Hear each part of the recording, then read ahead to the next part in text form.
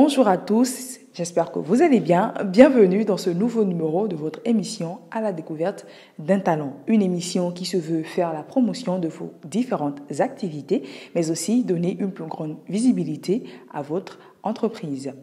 Aujourd'hui, nous vous emmenons à la découverte du promoteur de Zinaria Finance. Allez, c'est parti. À la découverte d'un talent de 29, ça commence maintenant.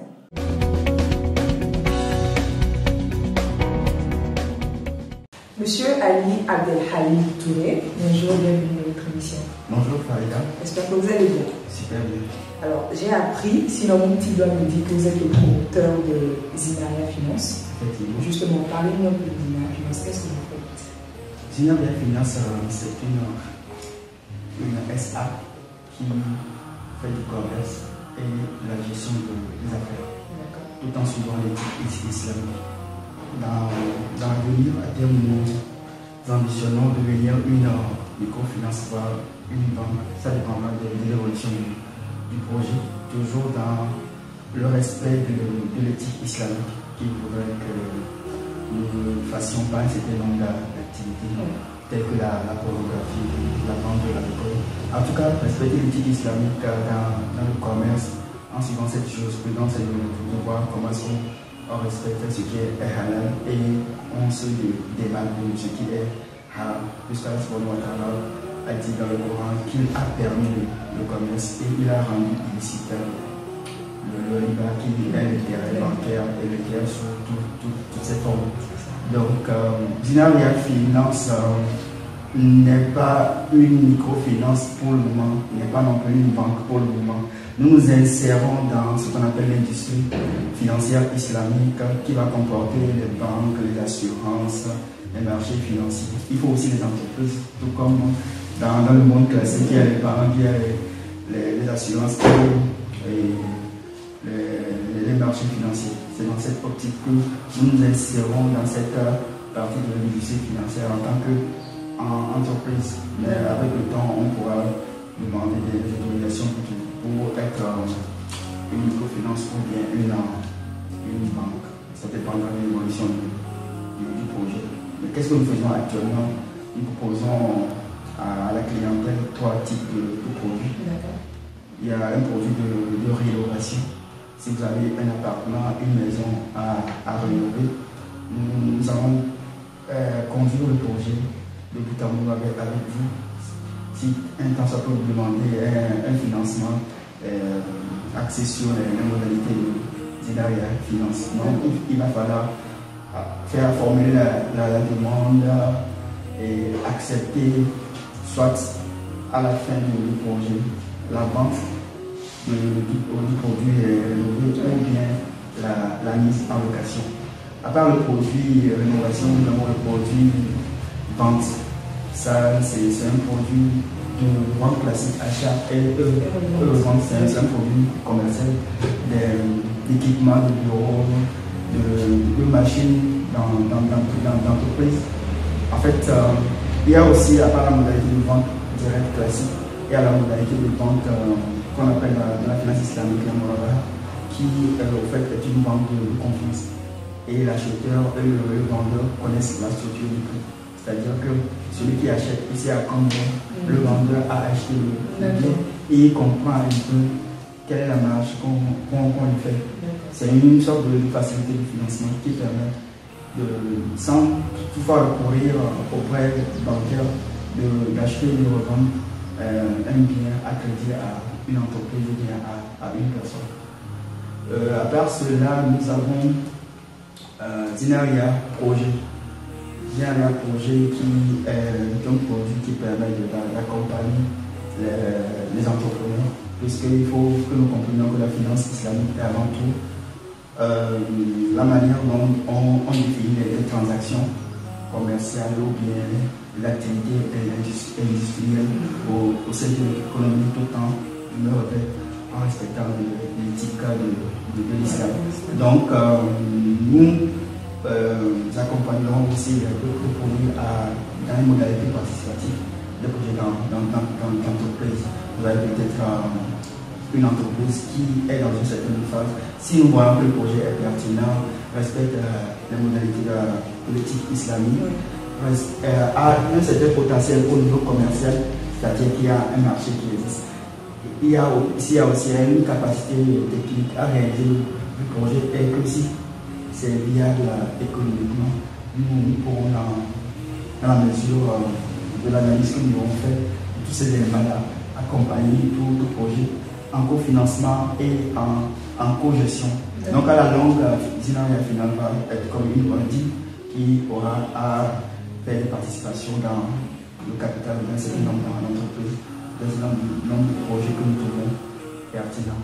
À part les trois produits que j'ai cités, Zinaria Rénovation, Zinaria Vente et puis projet, nous avons une modalité d'investissement qu'on appelle Zinaria Investissement, parce que nous avons une plateforme web sur laquelle nous avons posté l'ensemble des projets dont nous pouvons faire la promotion. C'est-à-dire que tous les produits que j'ai cités au fait sont des projets. Et ce sera mis lorsque nous sommes en cours de capital au niveau des fonds propres en face des investisseurs au Ghana, pour exemple, chacun puisse investir sur ces projets. Donc, ce que nous faisons aujourd'hui, non seulement nous demandons que les gens formels ne demandent pas rapport aux trois produits, nous constituons également la base de planning des investisseurs. Nous ne sommes pas une banque, nous ne prenons pas de l'État, mais nous mettons les projets sur la plateforme avec tout leur potentiel, qui à toutes les personnes qui se sont manifestées comme investisseurs potentiels, de voir dans quelle mesure ils pourront investir. Tout comme toute entreprise peut recourir au financement bancaire, nous recourons à cette modalité de financement participatif pour pouvoir lancer nos projets.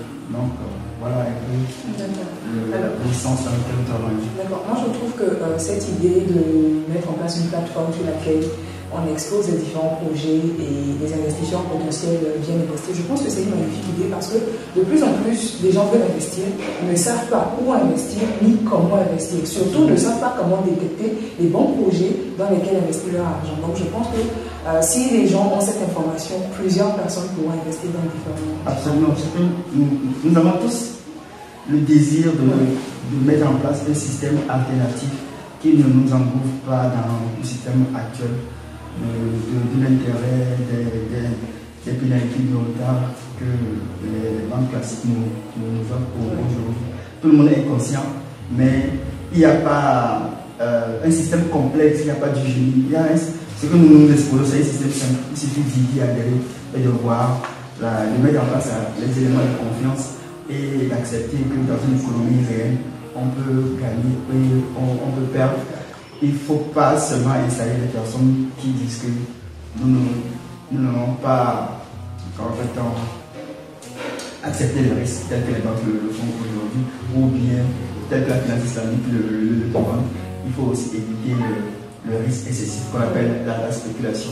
Finalement, ce que la finance islamique nous demande de faire, c'est d'être dans une économie réelle et que le risque doit être lié à l'activité naturellement.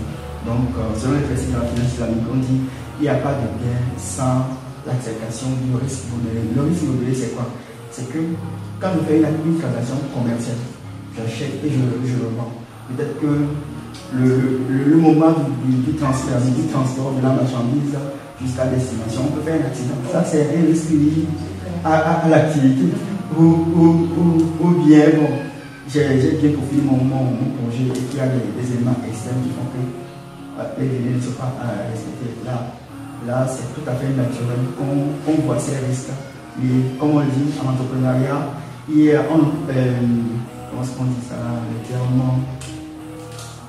c'est l'idée derrière, c'est qu'on ne peut pas gagner sans courir un risque, mais un risque lié à la nature même de l'activité. Voilà. Et un risque que nous vivons actuellement pour tout le monde, c'est vraiment la Covid. Personne n'a jamais imaginé que la Covid-19 surviendrait dans le monde. Et voilà, ça a mis à mal plusieurs activités, plusieurs projets, bien que ces projets avaient été bien rédigés, avaient été bien pensés, mais voilà, la Covid est arrivée et puis c'est un risque qu'il faut quand même prendre et gérer comme ça. Absolument. D'accord. Alors, c'est clair, nous avons déjà compris que vous avez un produit qui permet de financer certains projets qui bien sûr respectent les types islamiques. Mais est-ce que c'est la seule condition à remplir pour bénéficier de votre accompagnement ou bien il y a d'autres conditions? Donc, nous sommes actuellement une entreprise qui est dans le commerce, qui est dans la gestion des affaires. Donc, nous sommes vraiment orientés business. Donc, à part le fait que les projets doivent être conformes à ce qui est halal en islam, il faut que techniquement le projet soit réalisable. C'est que nous ne comprenons pas l'entrepreneuriat. Le véritable financeur de l'entreprise, c'est le marché, c'est le client qui achète et qui permet à l'entrepreneur à retour d'avoir l'argent nécessaire pour pouvoir payer toutes ses dépenses. C'est ce qui reste là qu'on appelle profit. Donc, si par exemple vous prenez de la banque, que ce soit à la banque ou dans une microfinance, et qu'en retour, votre produit ou votre service n'est pas acheté, vous serez en défaut de paiement. C'est pourquoi j'attire l'attention de l'entrepreneur pour dire qu'en fait, il ne faut pas regarder les banques ou bien les structures de financement, mais il faut plutôt regarder le marché qui doit exister. Donc le troisième élément, si quelqu'un dit découlant du deuxième, c'est un potentiel économique. Il faut que, véritablement, comme c'est orienté business, nous puissions tirer un profit, un résultat positif qui permet vraiment de stimuler, de donner une vie à l'entreprise. D'accord. Alors, c'est vrai, Zinaria Finance, c'est une institution islamique, je vais dire ça comme ça. Oui. Mais est-ce que les produits, les trois différents produits dont vous venez de nous parler, sont réservés uniquement musulmans? Et toute personne intéressée pourrait soutenir? Et justement, c'est parce que ce n'est pas une institution islamique, c'est une entreprise qui évolue sur les bases de l'islam islamique. Donc, sur le fait qu'on respecte un certain nombre d'activités, on ne fait pas de la pornographie, on ne fait pas de la production de l'alcool, en tout cas, tout ce que l'islam a interdit, tout le reste est ouvert pour toute entreprise ou pour toute personne qui partage cette éthique-là. Parce que l'éthique finalement est vraiment universelle. Lorsqu'on parle même de la finance éthique côté chrétien, vous allez voir que ces normes qu'on met en place en termes d'activité sont pratiquement identiques. La pornographie, en fait, on appelle cela chez les Américains l'industrie du péché. Donc, vous voyez que dans la littérature, quand vous voyez tous ces éléments, c'est vraiment similaire. Il y a des points communs que autant les chrétiens, les juifs partagent un certain nombre d'éléments qui sont communs à nous tous. Donc, la finance éthique islamique n'est pas seulement destinée aux musulmans, elle est destinée à toute personne qui partage ces valeurs. Et d'ailleurs, la BCAO a compris que cette finance aussi est une véritable alternative à ce que nous connaissons par rapport à l'économie actuelle. C'est pourquoi elle a même inscrit cela dans ses instructions qui est un peu cadre comment est-ce que les banques de microfinancement vont faire la finance islamique. D'accord. Tout à l'heure, vous disiez que vous allez mettre en place une plateforme sur laquelle les projets seront mis et les investisseurs pourraient justement choisir le projet dans lequel ils veulent investir. Est-ce que la plateforme est déjà en place? Le site est en place, mais maintenant, le site est en place. La modalité concrète pour pouvoir poster les projets existe déjà.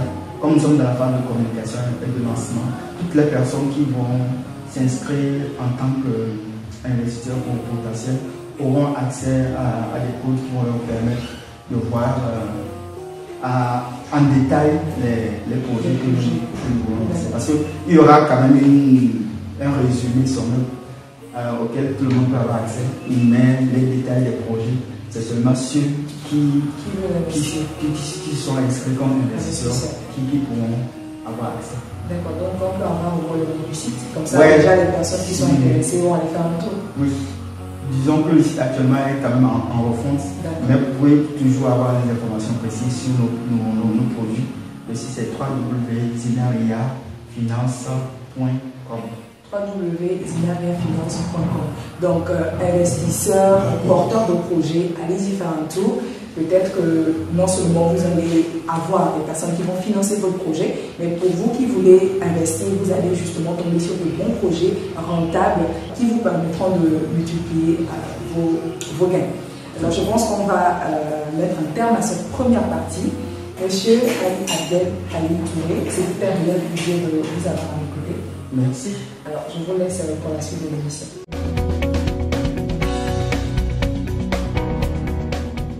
Le mariage ou le célibat? Le mariage. Patient ou impatient? Vraiment impatient. Être avec les amis ou être seul? J'aime la solitude, mais de temps en temps, il faut être avec des amis. L'investissement ou l'épargne? Absolument l'investissement. Pourquoi? Parce que c'est ça qui crée la richesse. La pâte ou djenkoumé? Djenkoumé, mais habituellement plus la pâte. Comment est-ce qu'on prépare djenkoumé? Je ne sais pas. C'était Ali Abdel Halim Touré dans Question Surprise. Investisseurs, porteurs de projets, vous savez maintenant que vous avez la possibilité d'investir votre argent ou de faire financer vos différents projets. N'hésitez donc pas à vous rapprocher de Zinaria Finance ou d'aller visiter leur site web www.zinariafinance.com. C'était un plaisir de vous avoir en notre compagnie. Nous profitons de l'occasion pour remercier la salle Servoa de nous avoir reçus pour ce numéro. Pour toutes vos différentes réunions, formations, activités, peu importe, vous avez la possibilité de solliciter cette magnifique salle dénommée Servoa. C'était un plaisir d'être en votre compagnie. Je vous dis à la prochaine pour le prochain numéro.